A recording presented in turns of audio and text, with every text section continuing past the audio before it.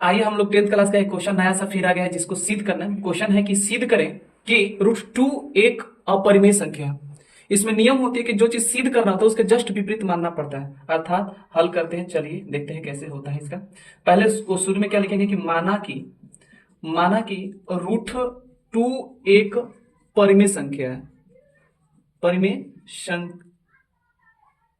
संख्या है। इसके बाद फिर क्या मानना होगा कि √2 परिमेय संख्या का नियम क्या होता है कि P बटा Q के रूप में हो, तो इसलिए √2 बराबर P बटा P और Q एक पूर्णांक है। ठीक है, इसके आगे लिखना है पूर्णांक है, जहां Q नॉट इक्वल टू 0 है। P और Q के एक के अतिरिक्त कोई उभयनिष्ठ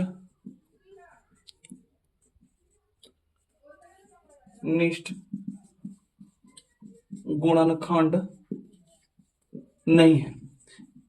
इसके बाद यहां तक हमारा हो गया। इसके आगे क्या करना है कि यहां से फिर लेना है √2 बराबर P बटा Q जो है। अब इसको लिखना है कि दोनों तरफ हाँ वर्ग करने पर देखिए कि यहां पर दोनों तरफ क्या करना है, वर्ग करना है। वर्ग करते हैं तो इसको करेंगे √2 का स्क्वायर बराबर P बटा Q का स्क्वायर। तो √2 का स्क्वायर जब होता है तो रूट हट जाता है, तो अब बन गया 2 और P स्क्वायर बटा में Q स्क्वायर। क्या देखते हैं कि यहां इसको इस जगह कर दिया और इसको Q स्क्वायर बराबर 2 कर लीजिए, गुणा तिरछा और P स्क्वायर, अर्थात Q स्क्वायर बराबर P स्क्वायर बटा में 2। इसके बाद हम कुछ थोड़ा सा और शब्द लिख लेते हैं, जिसके क्या लिखेंगे कि चूंकि 2P स्क्वायर को विभाजित करता है, इसलिए 2P को भी विभाजित करेगा। अब इसके बाद क्या करना है, करेगा। अब फिर इसको जैसे ही विभाजित करेगा तो फिर जस्ट इसको हमने P को प्रूफ कर दिया, अब Q को करना है। फिर माना कि जिसको विभाजित किया उसी को मान लेना है। P बराबर 2m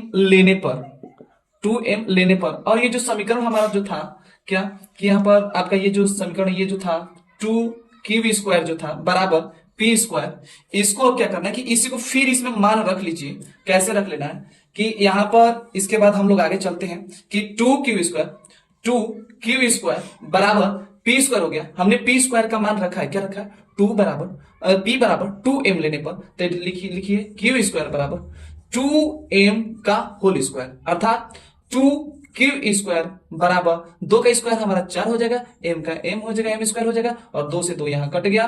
फिर इसके बराबर क्या लिखेंगे, Q स्क्वायर बराबर 2m स्क्वायर, अर्थात इसको हम लोग ऐसे लिख सकते हैं क्या कि इसको थोड़ा सा इसको मिटा देते हैं और देख लीजिए इसमें, बाकी तो आप लोग लिख ही ले होंगे पीछे का। और इसके बाद Q स्क्वायर को 2 इधर कर दीजिए, Q स्क्वायर बटा में 2 बराबर m स्क्वायर। सेम वैसी प्रक्रिया जैसे हमने P को लिखा था उसी प्रकार इसमें भी लिखते हैं कि चूंकि 2Q स्क्वायर को विभाजित करती है, इसलिए 2Q को भी विभाजित करेगी। ठीक, मिला लीजिए, देख लीजिए, और जिनको स्क्रीनशॉट लेना है ले सकते हैं। इसके बाद हम आगे की तरफ चलते हैं। यहां तक अगर समझ में आएगा तो आगे की तरफ बढ़ते हैं। क्या बढ़ते हैं कि जैसे ये दोनों हो गया, इसका मतलब हमारा परिणाम क्या निकला यही परिणाम कि हमारा जो 2 है, क्या है कि 2 ऐसे इसलिए निकला परिणाम कि 2 जो है क्या P और Q का एक उभयनिष्ठ गुणनखंड है। जबकि हमने पहले माना था कि जो P और Q का गुणनखंड सिर्फ एक होना चाहिए, लेकिन यहां हमारा मान्यता के अनुसार क्या हो गया, अब 2 आ गए, इसलिए हमारी मान्यता क्या हो गई, हमारी मान्यता गलत है, क्योंकि जो हम माने थे वो तो हमारा प्राप्त नहीं हुआ, इसलिए हमारा मान्यता क्या है, गलत है। इसलिए √2 एक अपरिमेय संख्या है। हो गया आपका। यहां से अब हम लिख देंगे, कोई गलती काटने वाला